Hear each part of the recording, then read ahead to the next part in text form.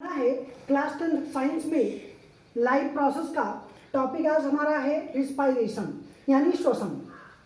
अब श्वसन किसे कहते हैं पहले इसकी चर्चा कर ली जाए तो श्वसन ऐसी सभी भौतिक व रासायनिक क्रियाओं के योग को श्वसन कहते हैं जिनमें वायुमंडलीय ऑक्सीजन शरीर की कोशिकाओं में पहुंचकर भोजन का ऑक्सीकरण या जारण करती है तथा CO2 गैस बाहर निकलती है, तो वह ऐसी प्रक्रिया क्या कहलाएगी? श्वसन कहलाएगी। अब बात आती है कि श्वसन के चरण कितने होते हैं, कितने चरणों में अब श्वसन के हम क्या पढ़े चरण, कितने चरणों में श्वसन होता है। तो ये चरण जो होता है 3 चरण होता है। जैसे इसमें पहला आप कह सकते हैं बाह्य श्वसन। पहला क्या हमारा होता है बाह्य श्वसन या एक्सटर्नल रिस्पायरेशन कहते हैं। दूसरा हमारा होता है अंतः श्वसन, दूसरा हमारा है अंतः श्वसन और तीसरा हमारा होता है कोशिकीय श्वसन। कोशिकीय श्वसन ये हमारे 3 श्वसन के चरण होते हैं। अब बाह्य श्वसन या एक्सटर्नल रिस्पायरेशन किसे कहते हैं इसको देख लेते हैं, परिभाषित कर लेते हैं। तो इसमें आप कहेंगे बाह्य श्वसन में रुधिर या शरीर तथा वायु के बीच O2 तथा CO2 का आदान प्रदान होता है। फिर आप अंतःश्वसन पे आते हैं तो आप अंतःश्वसन में कहेंगे कि रुधिर तथा ऊतकों या कोशिकाओं के बीच O2 तथा CO2 का आदान प्रदान होता है। जबकि कोशिकीय श्वसन में आप कहेंगे कि कोशिकाओं में ईंधन पदार्थों का ऑक्सीकरण तथा ऊर्जा का उत्पादन ग्लूकोज को कोशिकीय ईंधन कहते हैं। तो ये हमारे हो गए बाह्य श्वसन एक्सटर्नल, फिर अंतः श्वसन इंटरनल और सेलुलर रिस्पायरेशंस। इसके बाद अगर हम बात करें कि रिस्पायरेशन टाइप्स कितने होते हैं, यानी कितने प्रकार का रिस्पायरेशन हमारा होता है, तो रिस्पायरेशन जो हमारा होता है वो मुख्यतः 2 प्रकार का होता है। एक को आप कहते हैं वायवीय श्वसन और दूसरे को आप कहते हैं अवायवीय श्वसन।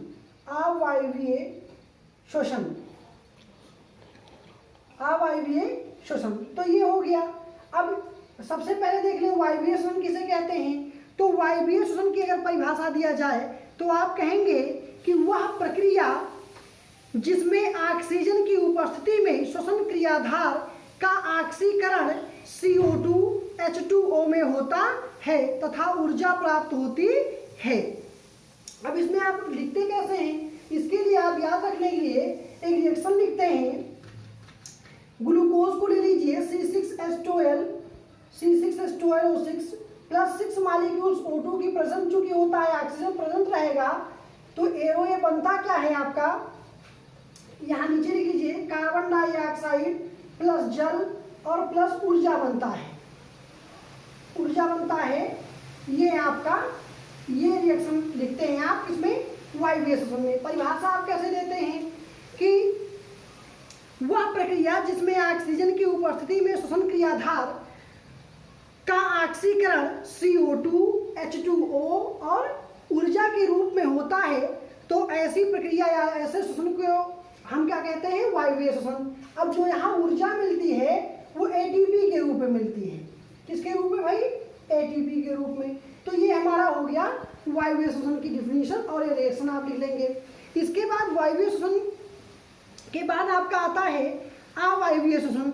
अब अवायवीय श्वसन में आप कहेंगे वह प्रक्रिया जिसमें ऑक्सीजन की अनुपस्थिति हो तथा श्वसन क्रियाधार का CO2 एवं अल्कोहल में अपूर्ण ऑक्सीकरण होता है।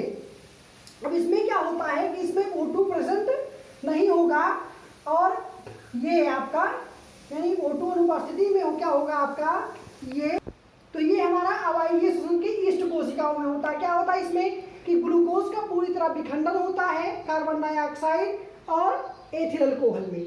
जबकि अवायवीय श्वसन में ही अगर यह कंकाल पेशियों में होगा तो इसमें क्या होगा ग्लूकोज से लैक्टिक एसिड बनता है, यानी ग्लूकोज से लैक्टिक एसिड बनता है, लैक्टिक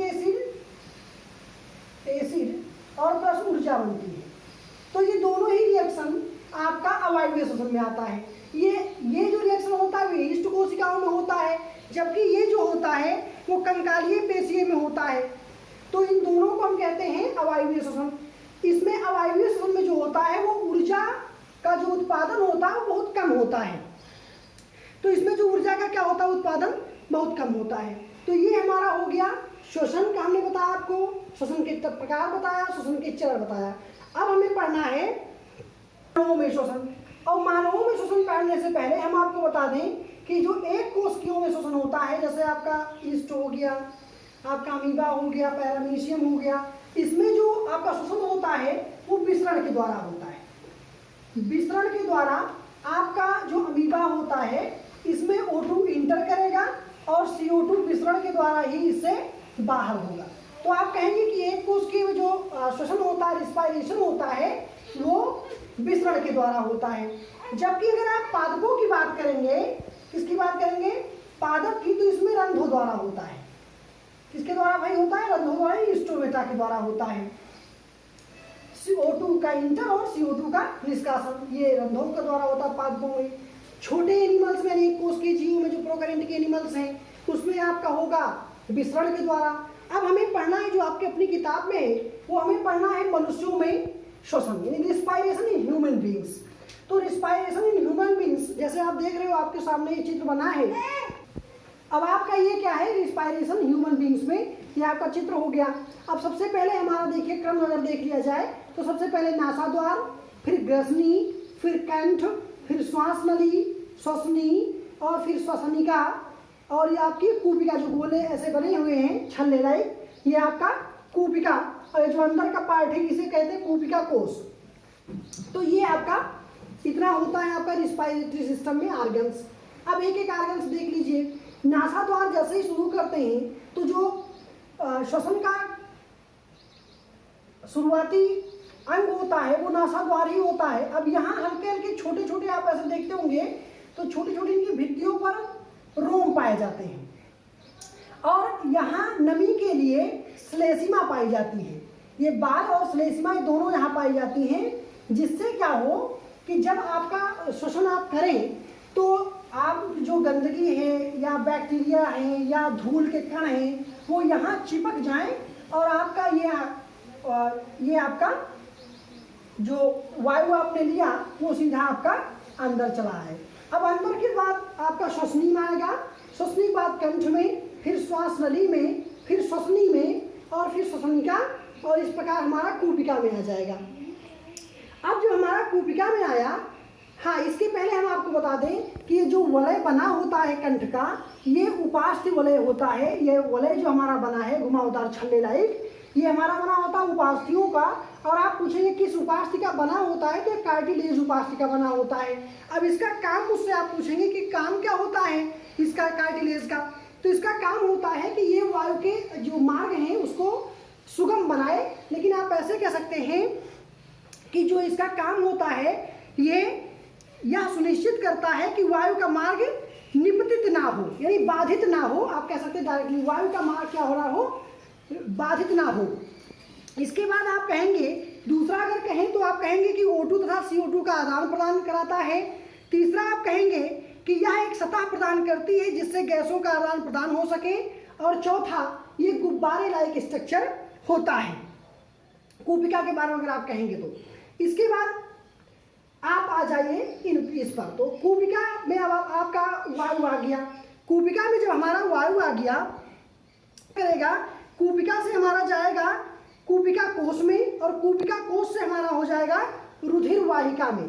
कहाँ जाएगा, रुधिर वाहिका में, वाहिका में।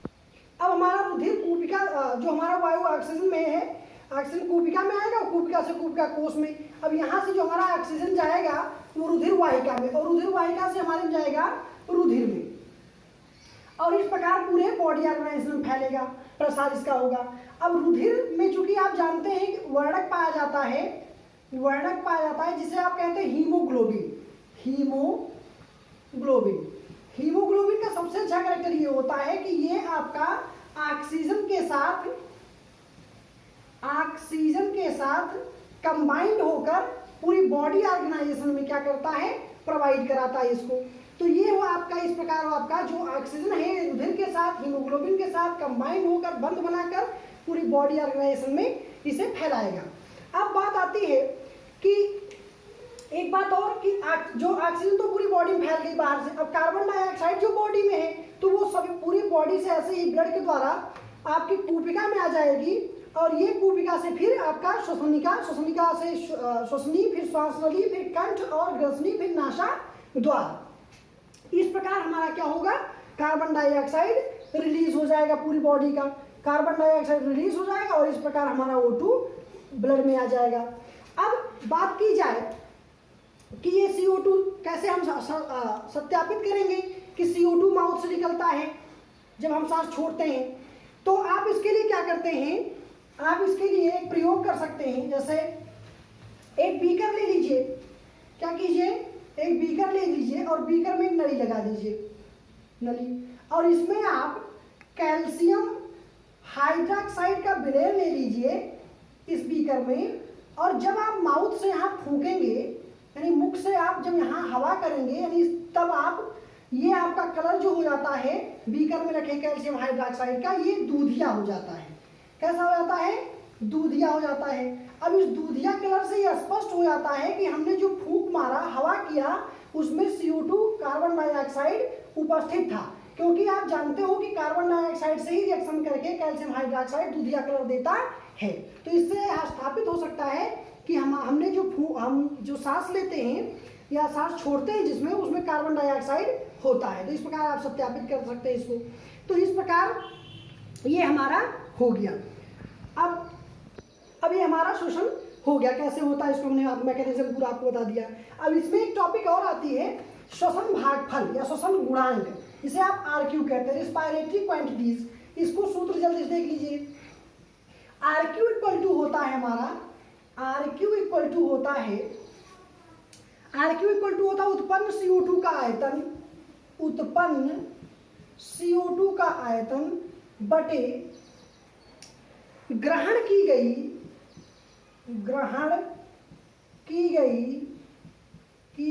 O2 की मात्रा, O2 की मात्रा। ये हमारा होता है रिस्पायरेटरी क्वांटिटीज बराबर। यानी आपसे कोई पूछे कि श्वसन भागफल बताइए, तो श्वसन भागफल निकालने के लिए आप RQ इक्वल टू करेंगे उत्पन्न CO2 की मात्रा अपान ग्रहण की गई। अब जैसे कार्बोहाइड्रेट का निकालना हो में, तो अभी भी आपने समीकरण लिखा था कि C6H12O6 और प्लस 6 मालिक्यूल O2 की उपस्थिति में, या क्या होता है, जारण इसका होता है, दहन इसका होता है, तो क्या मिलता है आपको, 6 मालिक्यूल कार्बन डाइऑक्साइड मिलता है, 6 मालिक्यूल कार्बन डाइऑक्साइड और 6 मालिक्यूल आपको O2 मिलता है, प्लस ऊर्जा मिलती है। तो इन ऊर्जा से तो हमको यहाँ मतलब नहीं है, मतलब हमें ऑक्सीजन मालिक्यूल से और कार्बन डाइऑक्साइड मालिक्यूल से। अब इस पे लगा दीजिए समीकरण आपका, तो RQ इक्वल टू हो जाएगा आपका। अब RQ इक्वल टू आपने देखा है उत्पन्न CO2, तो कितना उत्पन्न हुआ CO2 का मालिक्यूल, 6 मालिक्यूल्स, तो आप लिख लेंगे 6 मालिक्यूल्स। आपका ग्रहण आपने कितना किया ऑक्सीजन, इसको ग्लूकोज को दहन के लिए, तो यहाँ भी 6 मालिक्यूल्स ये है, तो आप यहाँ 6 लिख लेंगे। यानी आपका जो RQ इक्वल टू हो गया वो 6/6 हो गया, यानी RQ इक्वल टू आपका हुआ 1 हो गया। तो ये आपका कार्बोहाइड्रेट के लिए जो आपका RQ वैल्यू होगा यानी रिस्पायरेटरी क्वांटिटीज होगा वो 1 होगा। इस प्रकार आप निकाल लेंगे। तो आज का ये हमारा श्वसन रिस्पायरेशन, आशा करते हैं आपको पूरी तरह समझ में आया होगा। अगर समझ में नहीं आया होगा तो आप कमेंट बॉक्स में लिखकर हमें बताएंगे। दूसरी बात, अब इसके आगे हमें पढ़ना एक्सक्रीशन, हम आपको नेक्स्ट टॉपिक में पढ़ाएंगे एक्सक्रीशन या उत्सर्जन। धन्यवाद।